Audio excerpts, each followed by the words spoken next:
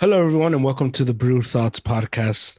Welcome to our Sunday edition of the podcast, where today um, it's German, it's Eddie, and we gave Albert and David a day off, and so it's just us today. We're gonna get a little philosophical, so hopefully you have your coffee ready. Hopefully you're ready, or if you do any extracurricular activities with uh with recreational drugs. I mean, you might enjoy this one as well. uh it's an inclusive podcast in that sense. So we're going to talk about postmodernism. And postmodernism is a I think it's so out there. It's so, what would be the word? It's so mainstream. We don't realize it's mainstream. Yeah, And as I was doing research for the pod, I didn't realize how much of it is everywhere. Our entire culture is filled with postmodernism and modernism. So they're both these two ideologies are just constantly smacking against each other. So we'll start with this. What is postmodernism? Before we even dive into anything else, what is postmodernism? okay. Well, I think I also think it's interesting how you see it everywhere. It's almost it's it's everywhere, so much so that it's hard to detect. Yes. If that makes sense. Yes. Yeah. It's just embedded into our culture to a level where when I first started like thinking and analyzing things in that manner, I was like, wait, well that's normal. And that makes sense because it's status quo now. Mm-hmm. People are inclined to think that way because that's how people are taught to think. Yeah. So I guess to define it, it would be well post-modernist age, which is now in the 20th baseball. Now in the 20th century. Um, I guess the way the way everything is almost viewed in a different angle and in almost an angle where it benefits or I guess the individual where either benefits the individual or it benefits the the the way they're trying to perceive things. Yeah. It's because they can use it in a positive or negative way. That's why I kind of want to make that distinction. But yeah, that's what pretty much that's pretty much how I define it without getting too much into the details. But what about you? Yeah. I think it's a so it starts like, I think the cutoff is like the 60s, 70s, somewhere around there. And it says, so up until that time, you had what the the ideology of modernism. So, which is everything is explained away with science or religion, and so you can explain everything away. Postmodernism is, well, everything is relative. So maybe you can explain it with science, maybe you can explain it with religion, or maybe there is no explanation at all and you're making it up. And so that's how I define it in a way that makes sense to me, that I'm able to make sense of it. Um, and as we dive into, and we'll look at, I mean, because this is such a big pool that we're, it's almost like an ocean, not even a pool that we're going into. We'll look at some of these things in art. Um, what are some areas where you actually, let's start with this. Do you remember when you first realized, like now that you know what postmodernism is, and can you remember the first time you encountered postmodernism in art? Mm, in art.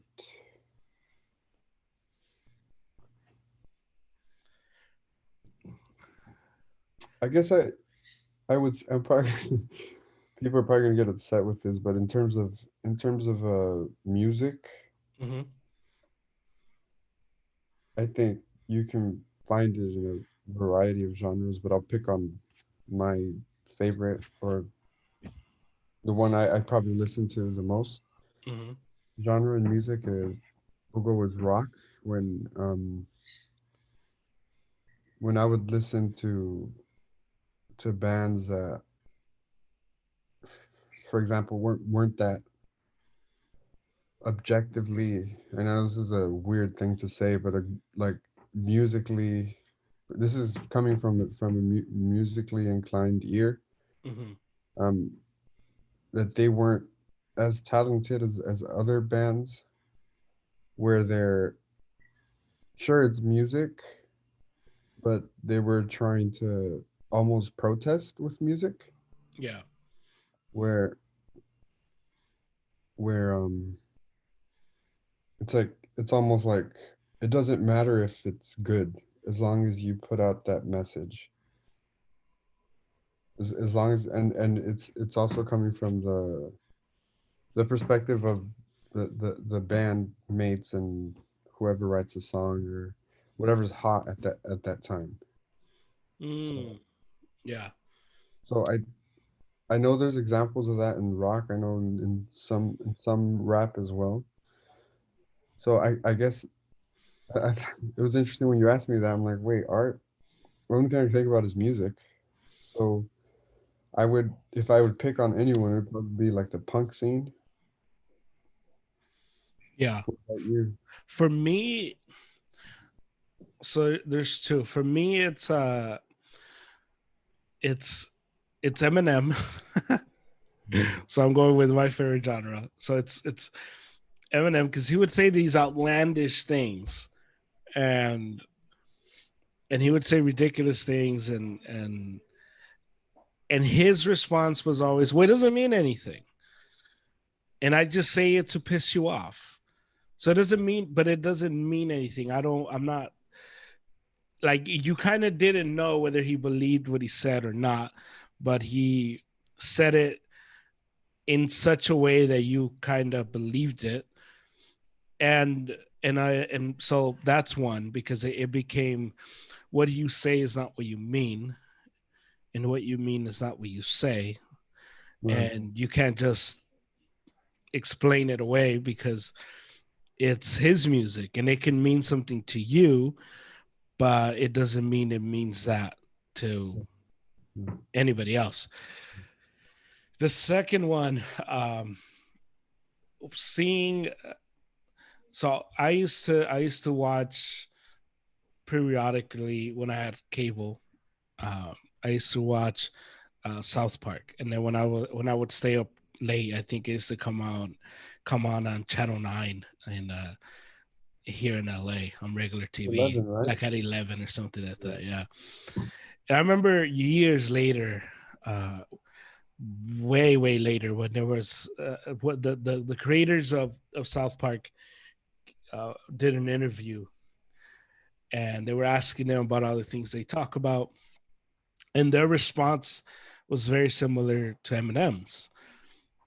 And their response was, "Well, it's just a cartoon, and if you're an adult and you get triggered by a cartoon, then it says more about you than it says about anything else."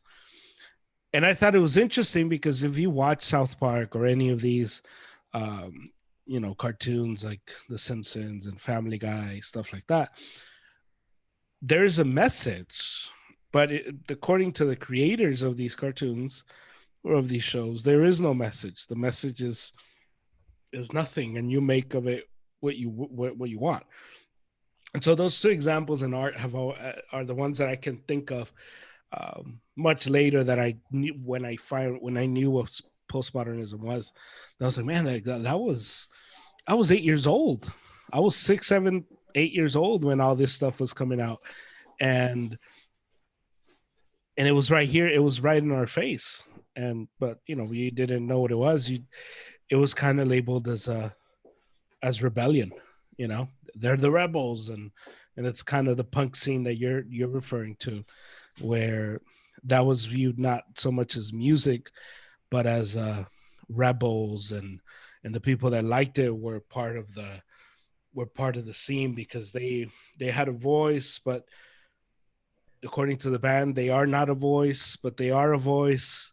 Or I just play guitar, man. Yeah. That was a very very definite concept. But, oh, I just play guitar, man. Or like I just, it's just yeah, it's very interesting. I just play these notes. And so it's, do you think postmodernism is do you think do you think it's good in art?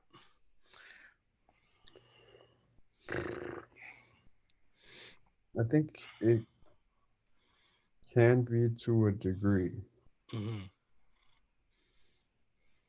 but Okay. I think that the parameters have to be set in a way where there's still freedom. And I know that sounds complicated, parameters with freedom, but I think that that in terms of like let's say you take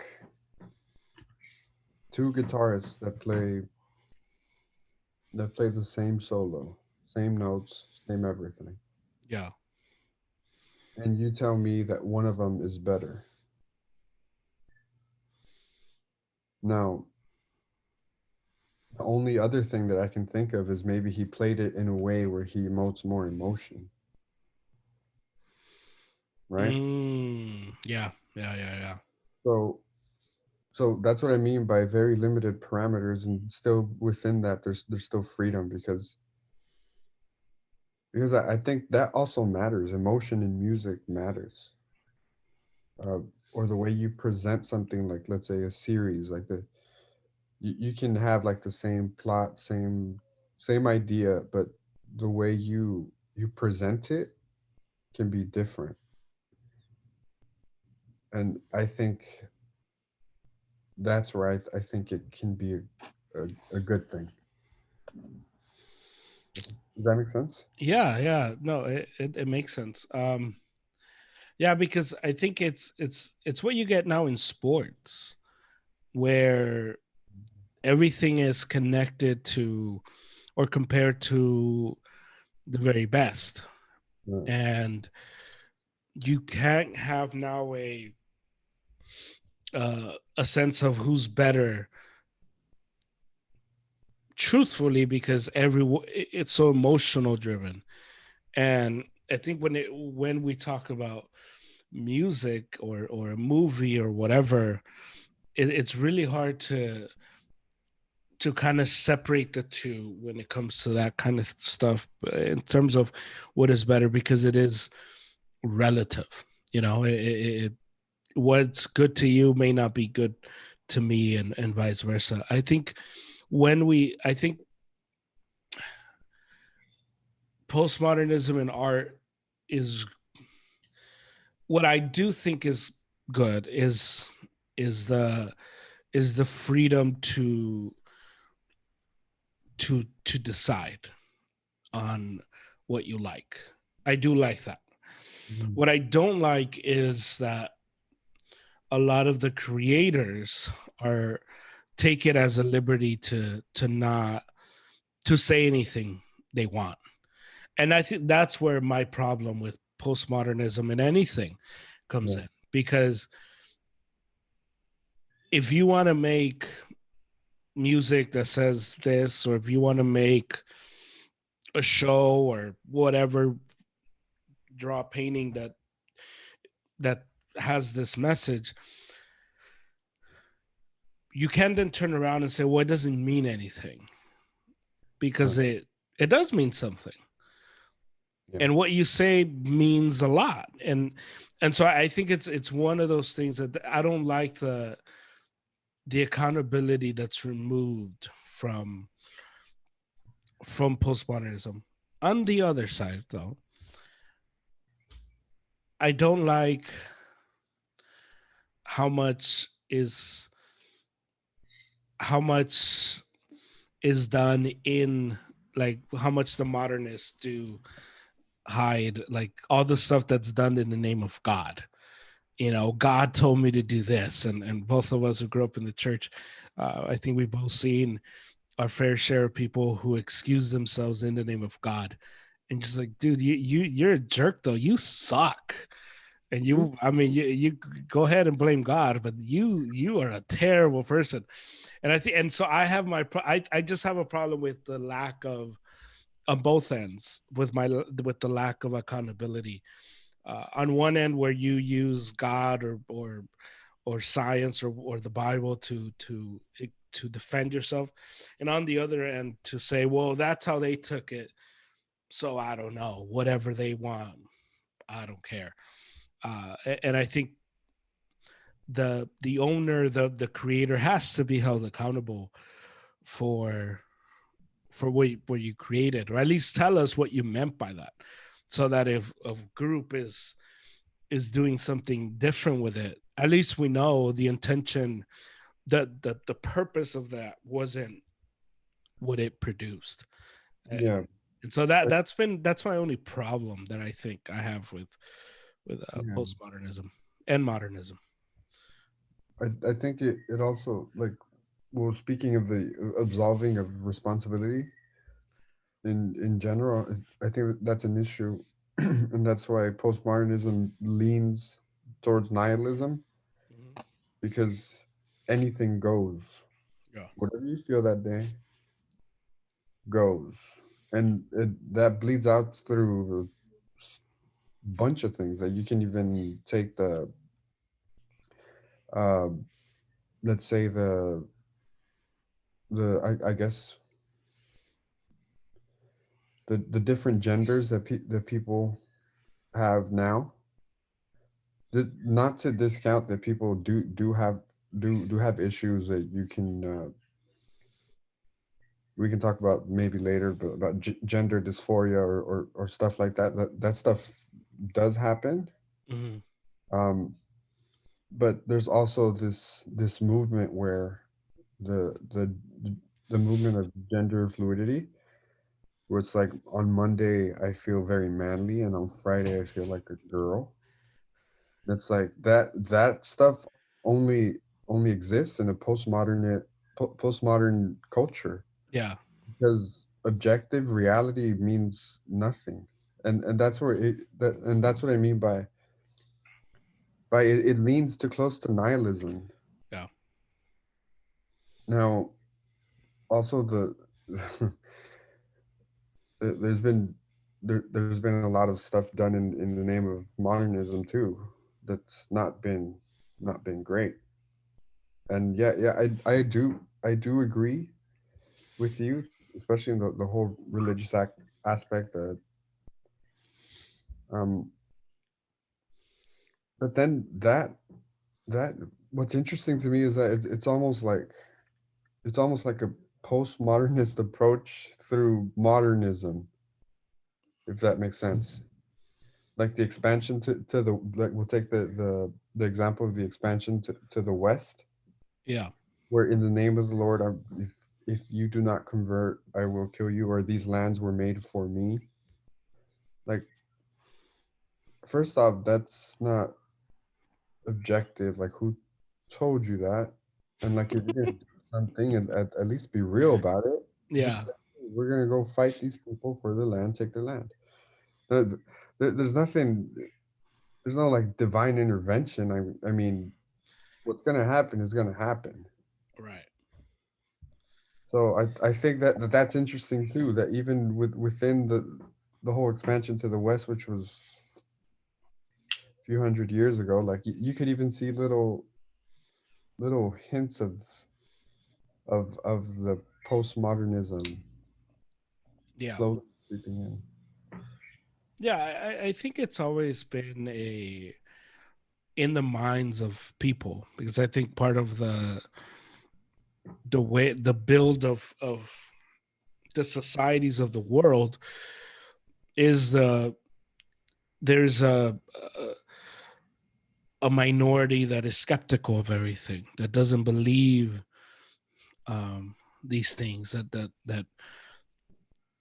that are outside thinkers, quote unquote. And I think there is a level of postmodernism in every single culture from the beginning of time, since the beginning of time.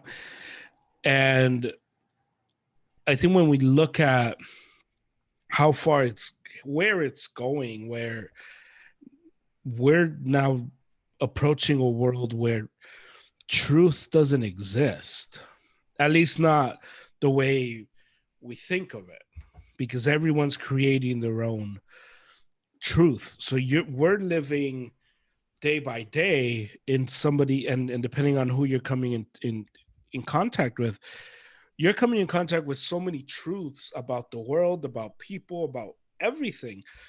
And you see it played out, and I think that's where we see the demise, I think, of our society, because there isn't one truth, there isn't a standard for truth. And I don't even mean it religiously, I just mean it um in terms of the culture, where it changes so much that I think sooner or later we get to we get to witness this great the great fall of the society we know, because there's so much quote unquote truth out there, because everybody's living their truth. And that's a statement we get now: live your truth.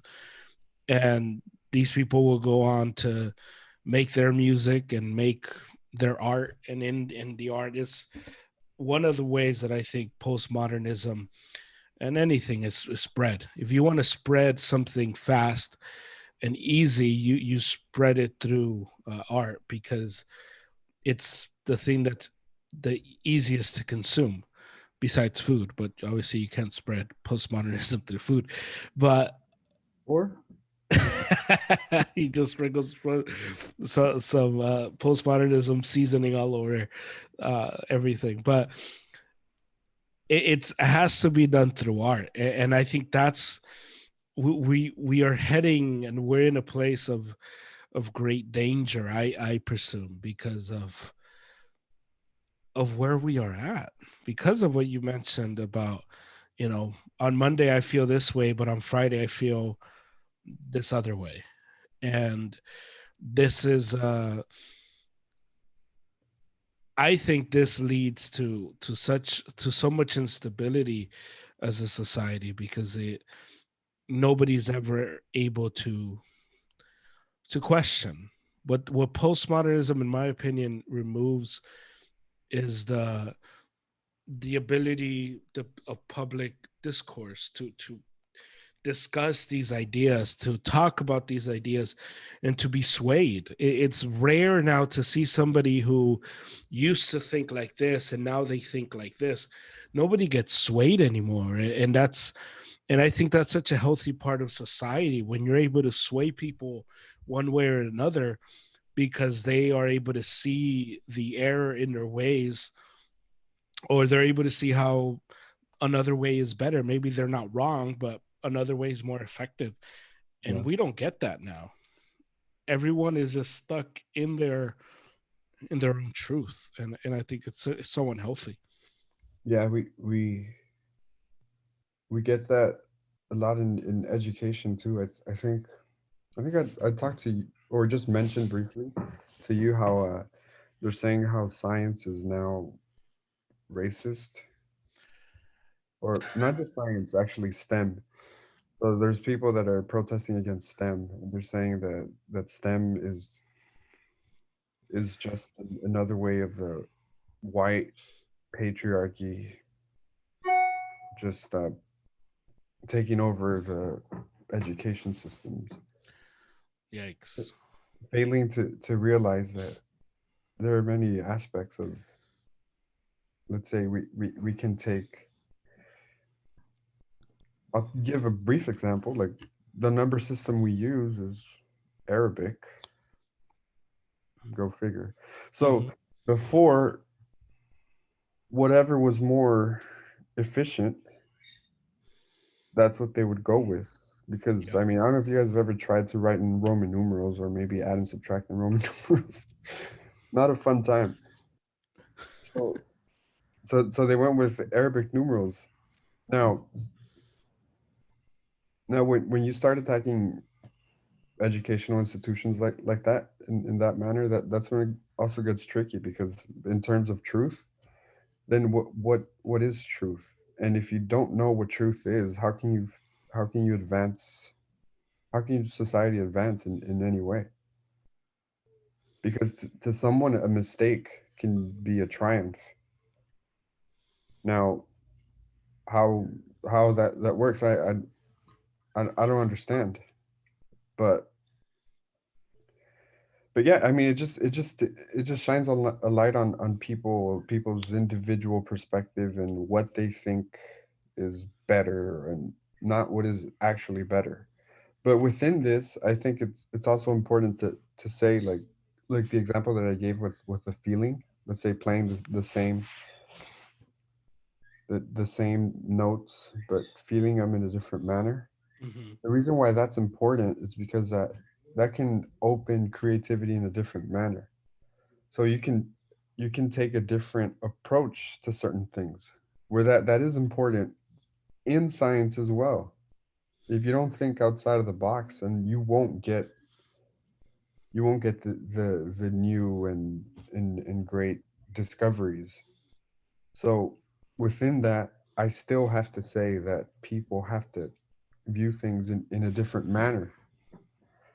But I tend to lean more towards the towards a modernist approach with a postmodernist flair, if that makes sense. Because I think it matters. Yeah. Yeah, and I think it makes it difficult to navigate because none of there's everything gets challenged, which can be good, cannot be good, but whatever. Everything, there's no such thing as a standard, and I think that more than anything else is what we should push for. I think what there should be a standard for stuff, a standard for science, a standard for art, for literature, a standard for all these things of not what is good, because I think good is relative, but in terms of this idea that there's no logic, that there's no that Mm, that there's no um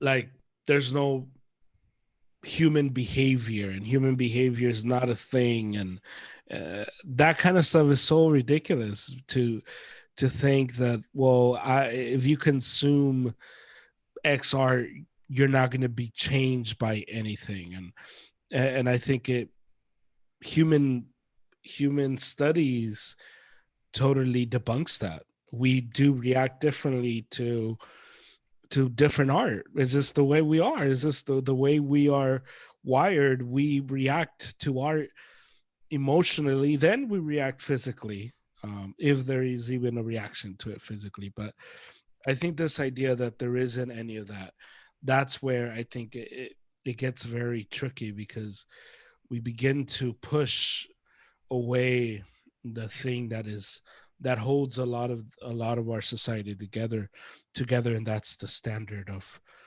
uh, of decency in every sense of the word, um, and it makes it difficult. Yeah. I yeah. I completely agree, and I think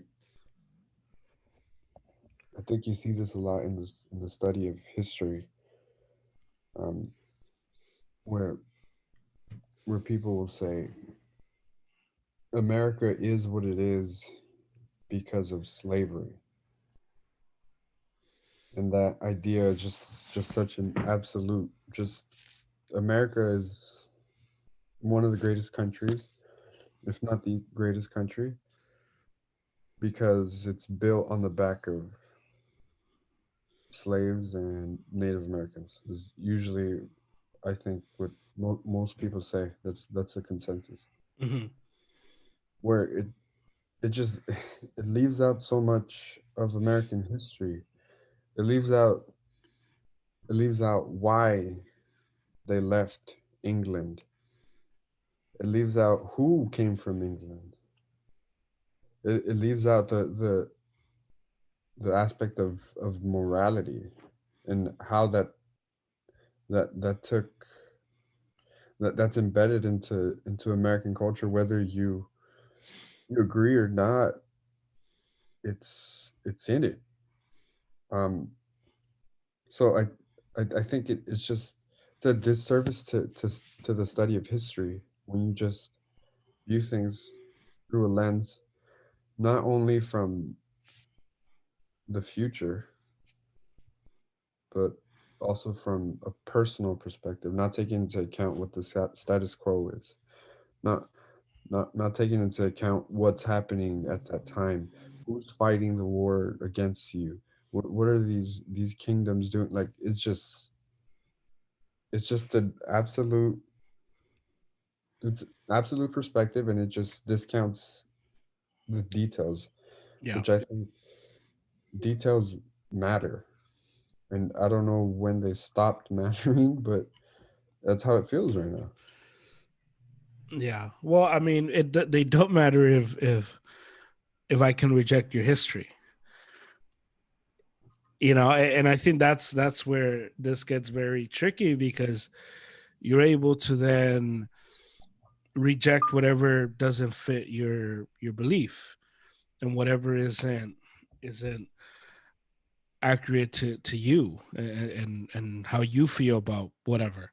So if you are in this train of hate, America's not the best, then yeah, you're gonna find things that are wrong, and you're gonna keep it very, very, very vanilla. And you see that, um, well, one of the examples I can think of that's similar to that, um, in the Christian church, that there's the Armenian and the Calvinist, and you see the two sides, where the Armenians stand on a word. It says whosoever, but if you ask them to go deeper with you, they can't. They drown. They drown because there's nothing else. And so when we talk about history, I think history gets has been a huge victim of postmodernism, because people are able to say, well, that didn't happen, that isn't true, that isn't true to me. And it's why I think we've gotten such a rise, such this idea that socialism is good, where people, it's like they forget that socialism, how terrible socialism is.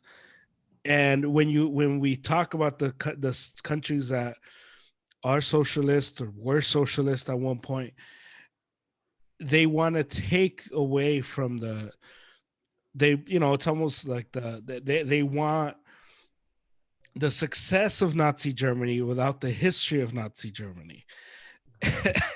But you cannot have Hitler's Germany without having Hitler's sins.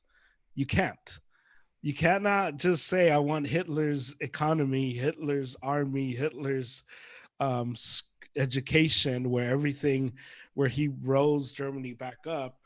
But I don't want the Holocaust, because all of it was built on that. And in postmodernism, you see the stripping of the of history. You see that with the United States. You want to get stuck on slavery without understanding uh, the how norm, not that that's right. And I think another component to it is when we talk about history, we can't police it Right. while we are talking about it. So from the lens of of where we stand looking at history, I don't think anyone who is not a racist. So we don't look at the history of the United States and we don't say racism is not bad. It's or slavery is good. We view it understanding it is not a good thing. It Right. is a bad thing. But we're also able to see the innovation that went into the building of the country apart from slavery. And I think what happens with postmodernists is that they are not able to, they kind of want to police everything. And we talked and we had this conversation on Thursday.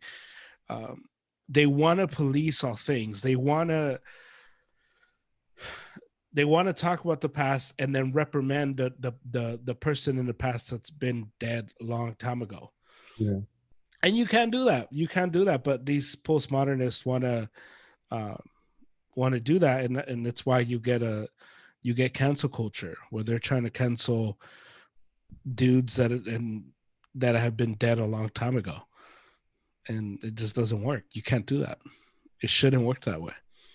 But when history doesn't matter, when facts don't matter, and you can recreate history, then yeah, I guess you can remove find something terrible about Abraham Lincoln and cancel him for being whatever you think he was. Yeah. It's just It's it's hard, terrible. it's hard to even think sometimes in those terms. It's hard to rationalize because again the truth is not a thing. And then when you were talking about Nazi Germany, I was thinking about this. There's this joke I heard, but it's about Russia. Hmm. So basically, I'll set the scene. There's a morale in Russia is very low, right? It's just everyone's just fed up. They're just like, what do we do? We got to fix Russia. Yeah. So then come along with me. Don't worry, guys. This isn't actually true. Come on. So then what they decide to do is wake up Stalin from his grave, Okay. and, and they're gonna ask him a question because the great Stalin will help us, right? I mean, they'll help Russia, of course, right? So they wake him up, and then Putin asks him the question, "What do I do to fix Russia?" And what Stalin says is, "Okay, first you have to kill all the oligarchs, and then you paint the walls green." And then without hesitation, Putin says, "But why green?" Now, if you guys don't get that joke, what do you think?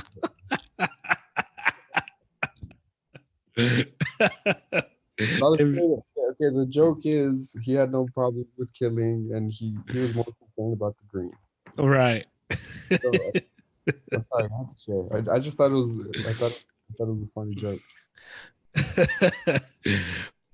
And but I think that that's such a that's such a perfect uh, capsule of that, where you cannot modernize historical people. You cannot, and we Mhm. shouldn't. And I think when we talk about um, this topic, we need to understand and appreciate what has happened, but also understand that the people of old lived a different life and a different set of rules than us. And we can say we would be different, but we wouldn't. And even one of the ones that is not so, I mean, this isn't that old in comparison to like Abraham Lincoln, but when Martin Luther King was still alive and he was in Chicago and he was fighting for the housing in Chicago, and it was right during the time of Vietnam. And Martin Luther King did not want to speak out on the war because he was more focused on the on the social justice front. And in a time um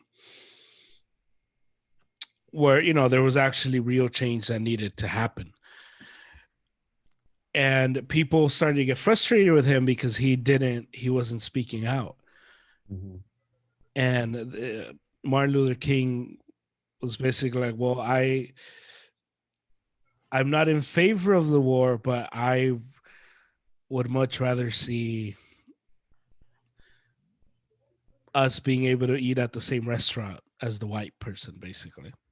Right. In other words, I'm not quoting him directly. And I think we forget, in this postmodern world we live in, we forget that there when you are looking at art, when you're looking at all these different things, you have to understand there are priorities, and in these priorities there are things that fall to the wayside, that to say and I keep going back to the church, but one of the things I always get, because the church right now is super passionate about abortion, and and uh, and I think abortion is wrong, and I have the same sentiments as other people, but I think that there are bigger problems than abortion, which, if you're a Christian, you're listening to this, you think like, wow. But I just think that there are bigger problems than that. And I think it's okay to say that. And I think it's okay to, like in Martin Luther King's time, for him to focus on one thing and say, you know what, the president's about to help us. I don't know if I want to piss him off by criticizing him on a war. And I think in this world we live in, you can't do that. You kind of have to fight every battle, every war, all the Yeah. time, and That makes you shoot yourself in the foot. You can't do it. Impossible. You can't do it. And I think it's why even when we talk about immigration and the people who want open borders, you can't do it. It's so hard because you end up going to bat for everybody when the truth is you don't want to defend everybody. You don't want to fight for everybody. You want to fight for some, sense. but this in this modernist world we live in, you can't. You're either fighting for everybody, you're fighting for nobody, and it's so ridiculous. It's so ridiculous to be in this place. Yeah. I I think in hearing all that, I mean, still objective reality and the truth, the I guess objective truth Mm-hmm. comes in when, yeah, you're right. You can't be strategic. You can't attack things in a way where it makes sense. And also, like, let's say your battle is immigration. Yeah. That's what you want to focus on. That doesn't mean you have to be a social justice warrior for everything across the board. Yes. That's not what that means. And you're right. Sometimes it can be strategically bad, but also that's like you only have so much bandwidth. You can't you can't save the world. You know, when they say you if you want to save the world, start with your room. I think Start with your. do your bed, so on. But what I think is interesting is that when truth goes out the window, when objective reality is just a suggestion, I guess reality is a suggestion, guys. Do with that what you will, but that's when the individual can't deal with the mundane. Let's say the example that I gave you with sexuality being so prominent now, where if on Monday you feel manly and on Friday you feel girly. The- when there's objective reality and truth, if you feel a little girly, I don't know if you've ever felt this, German. You don't have to share, but if you've ever felt like maybe you feel a little girlier today, then draw yourself a bath. You see, objective truth. If you look at things in a way where it makes sense, then you can actually do something about it. Like, ah, maybe some girls are like, oh, I don't feel so pretty today. Don't don't blame the patriarchy for that. Go get a facial. Like you get where I'm going. Like if you blame everything on this crazy meta narrative where everything is just falling on my shoulders and everything's just so hard to deal with, you're not gonna be able to deal with it. Oh man. You have to understand that like real life problems can have real life solutions. Yeah. As you're saying that, like, there's this video. Let me see if I can send it to myself. If I can send it to myself, I'll share my screen. Here, let me send it to you, and then I'll play it because it is exactly what you're saying. And I want to see your reaction actually to this. So if you're watching this on YouTube, you actually get a treat because I think you should be able to watch this. And if you're listening on audio, go subscribe to our YouTube channel. Don't be like that. Okay. Wait, do I watch it? Yeah, Do I- hold on. Can you see it? Can you see my screen? Yeah, Okay. So let me see if I can open this. Can you see that? yeah. Okay. So let me put up the volume. Here.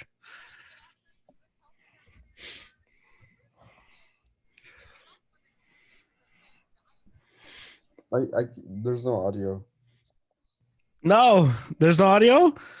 I think picking it up off of your speaker. If you turn it up, you could probably hear it. Speaker. Oh, Oh, yeah, yeah, yeah.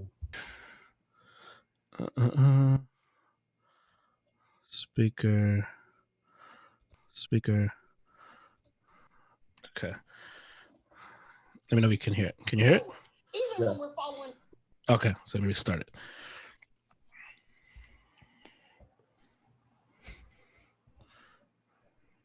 Women, when we do the same diets as Mhm. you can't get access to There you good go. healthcare, good insurance. The research says that Black women, when we do the same diets as white women, we lose less weight and we lose it slower, even when we're following the diet than our white women counterparts. And what public health practitioners think is that our stress responses in the body change our metabolism. It's literally that the racism that you're experiencing and the struggle to make ends meet actually means the diet don't work for you the same. Oh, God. Get access. There you go. I am fat not because I eat burgers. I am fat because I don't have papers. That's. And did you notice everyone going like this? Yeah. Yep. It sounds good, but it just ignores everything. It ignores everything. Where there is some truth to it.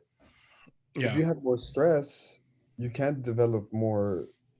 I think you're, if I'm not mistaken, the cortisone levels skyrocket, Yeah. which makes it easier for you to to, to gain weight. But within that, how do I know everyone there is stressed? I don't know their life. Just because you're fat doesn't mean you're stressed. That's almost racist to say. Or how do we know they're actually following a diet?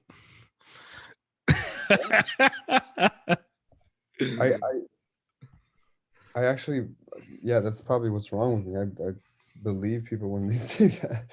Like, yeah, and that's true. And I've seen that too. Like they'll say, "Oh yeah, I'm following this diet and I can't seem to lose weight," and then you see what they're eating. It's like that's not what you should be doing. But yeah, that video is such a it's such a clear example of what we're talking about, Yeah, and it is it is this victim mentality with the ignoring of facts, and it's such a terrible thing in our society. and I'll do you one better. Maybe this gets us canceled in the future. I don't know, but you think you think slaves were fat?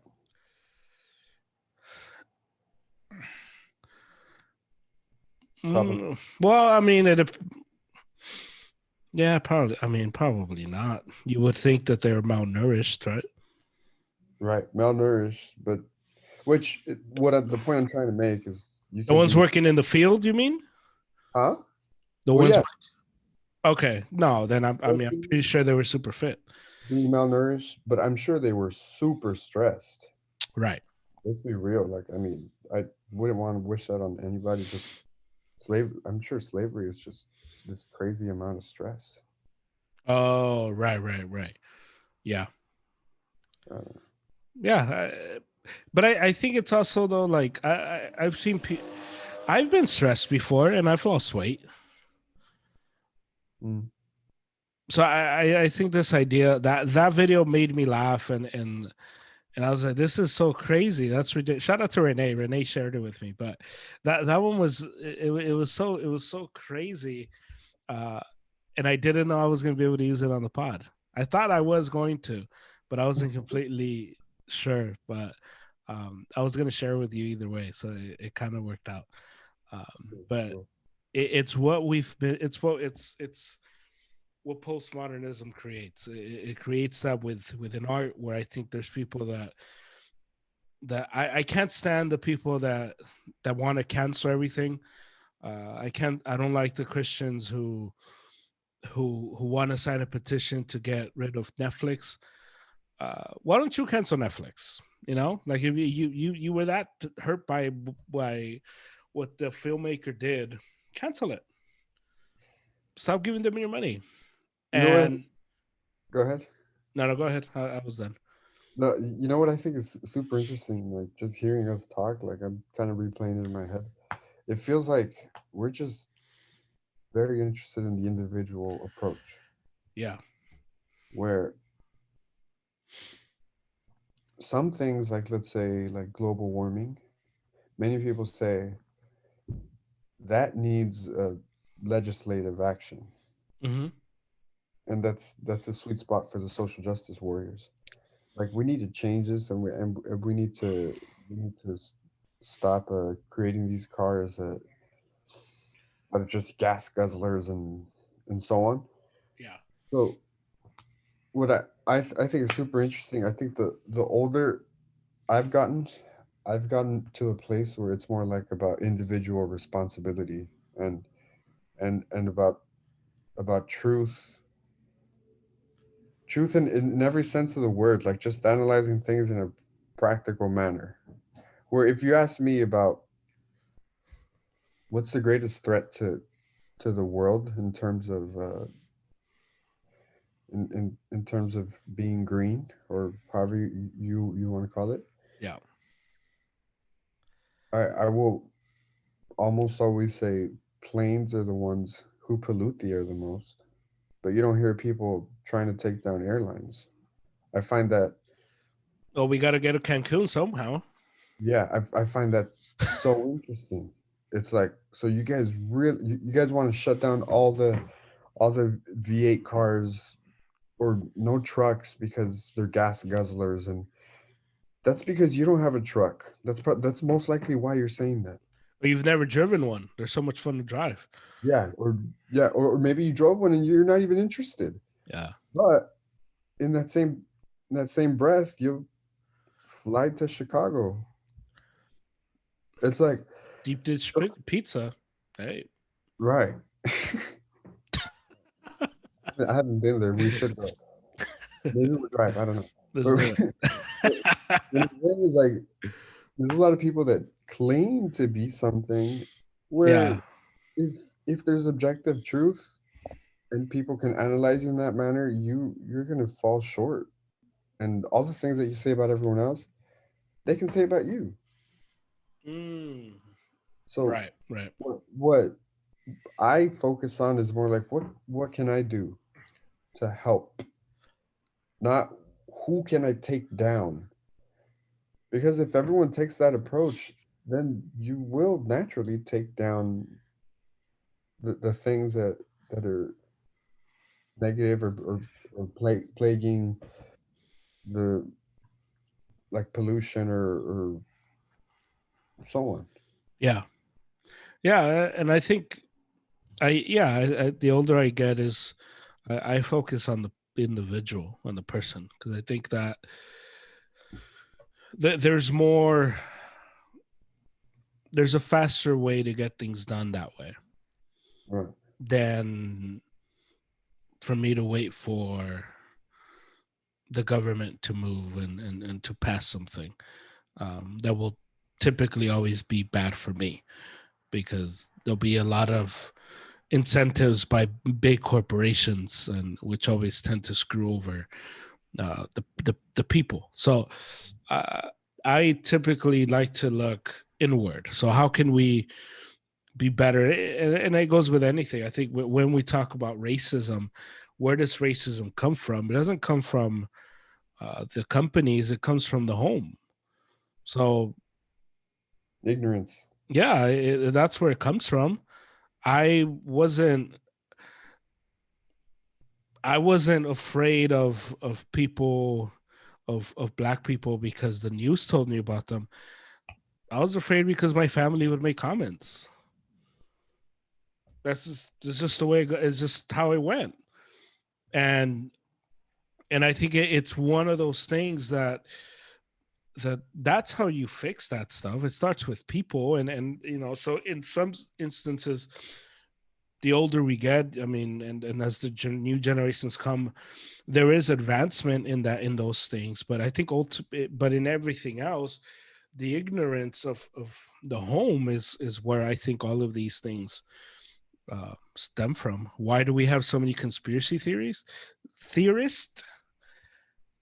Because everyone's dad grew up watching crazy videos on TV, and those crazy videos went from watching them on TV to watching them on YouTube, and now there's a crazier person than your dad putting them together, and it just continues. It continues, and so for me, much like you, it is the individual.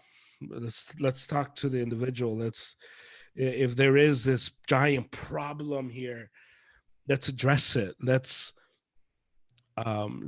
fix it. How do we fix abortion? You don't close out abortion clinics because then you get what was happening in Rome. You get these kids that are having sex and you give them protection, You educate them, and I think that's where we have to move, and in that sense, where I think the moralists tend to be religious, and I think that we have to be willing in a society to look at things not from a religious standpoint, but from a but as a society, how can we make society better? And I think a lot of times we let our emotions too much into what we're talking about, and therefore everything is racist, or everything is bad, everything's immoral, everything's insulting, and we have to learn to remove ourselves. But postmodernism pushes us to put yourself at the forefront. How do you feel? How do you see it? How do you take it? And I think we need more of the, it doesn't matter how you feel about it. If you don't like it, turn it off, And I think, and we fix your problems. yeah, what's interesting is that I do understand that it's daunting when you Mm-hmm. see like this structure and it's like, oh, well, I want to take it down. How would I Yeah. do that? And if I tell you, you got to start from within, it almost sounds like mumbo jumbo, right? It's like, how am I going to change? Now, where the truth is that if everyone takes that approach, then naturally it will happen. Yeah. And understandably, it is daunting. But guess what? Life is hard, and that's what a lot of people don't understand, Mm-hmm. especially today. Yeah. A lot of people, they're comfortable, and life isn't that hard today. So there's more space for woe is me, and I went through this, and like if there's anything I can't stand, especially some follows on social media, is when people just complain day after day. Like their story is like, oh, my tire was flat, and then this. It's okay. One time it's cool. You have a little story, like cool. But if I don't know if you agree with this, but being with a person that's like that is so draining. Mm-hmm. And it's like, wait, why don't you do something about it? Or the every day, every week is a long week, and when you find out why, oh, I worked all week. You're like, okay, well, Right. prepare for the next 30 years of your life. Like I don't, yeah, I agree with you. Like, man, I've had a long week. Why? I'm thinking you got in a car accident, you got a ticket, you almost got in a fist fight at the supermarket. Oh man, just work, man. It was just like, all right, well, Well, if hopefully you get rich. well, or maybe quit that job and get real. Yeah, But yeah, there's things things that require solutions. Guess what? There's solutions. right. You just have to take that step and stop feeling sorry for yourself because that woe is me mentality it paralyzes people. That's what people don't talk about. Yeah. And I say this because I've been there. I've been in that mentality of woe is me. Uh, I'm not be able to do this because of this and this and this and that. And you start to believe it. It's like, Mhm. oh, I'm incapable of doing anything. It's like, wait, no, take a step back, analyze it, and do something about it. And Yeah. yeah, you're gonna struggle. It's gonna be hard, but as long as you take it day by day, and all this advice sounds super. It's like it's exactly what young people don't want to hear, which I think is super interesting. Yeah. And I think also the other component is people don't think they're part of the problem. Mm.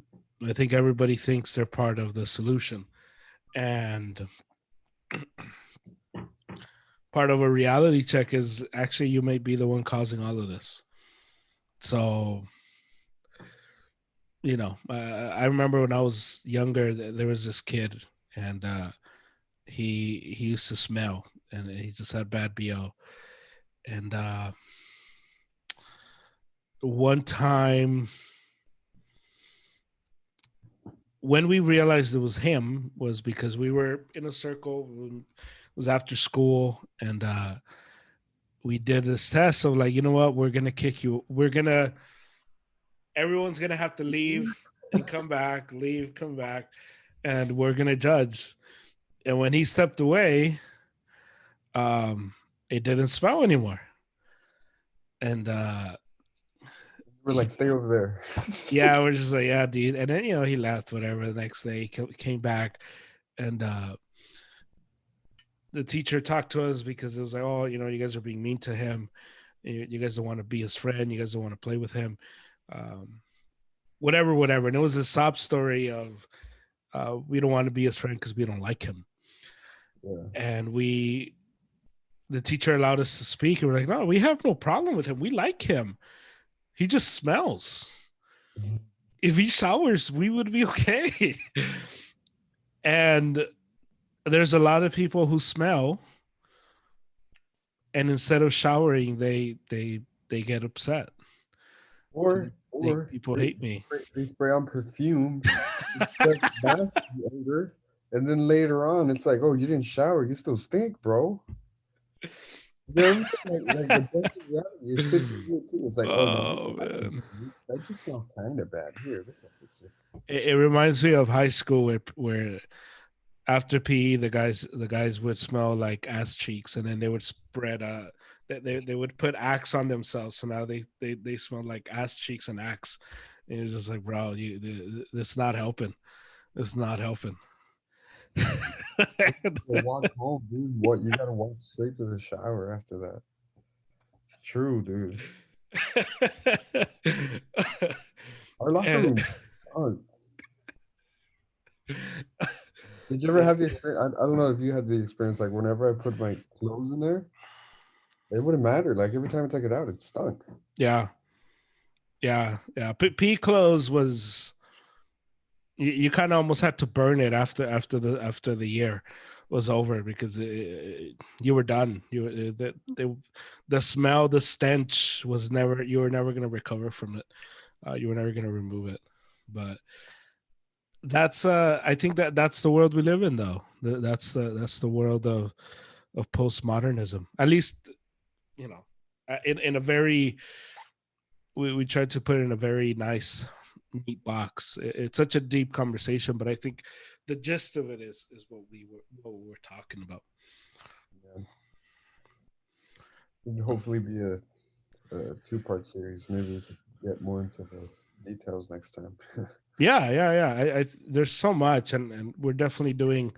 We'll do another one, but I think it's a good start to put the foundations of what it is, and how is that people react to it mentally, because I think that's kind of what we've established, the way people interact with the world and the world around them. But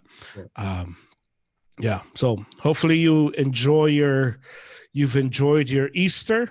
It's Easter weekend, and so hopefully you enjoyed that. Hopefully if you are a Christian, hopefully you went to church. If you are a Dominguero, hopefully you at least made it for Easter and made your mom happy. And if you're and if you're an atheist or a non-religious person, hopefully you enjoyed some basketball, and baseball's back. So hopefully you enjoyed something. Godzilla versus King Kong, anything. So did you watch it, bro? Not yet. No, I haven't watched it yet, but hopefully you did something. You enjoyed your Sunday. This has been Eddie. This has been German. It's been a pleasure to serve you guys. So we'll talk to you guys later. You can watch our podcast on YouTube. You can follow us on Instagram and see all the cool coffee stuff we're doing. I got this little booklet, like this ebook of 14 cold brew recipes. So I'm gonna try those. So I'll try them, and then the ones that are good, we can try them together. So keep an eye out for that. We post a lot of stuff. You need to make me your peanut butter one. Your peanut butter one looked delicious. So yeah, follow us on Instagram, brewthoughts.podcast, and we'll be in touch. So until next time, please rate, review, subscribe, 5 stars, 5 stars, anywhere you get your podcast. Drink better coffee.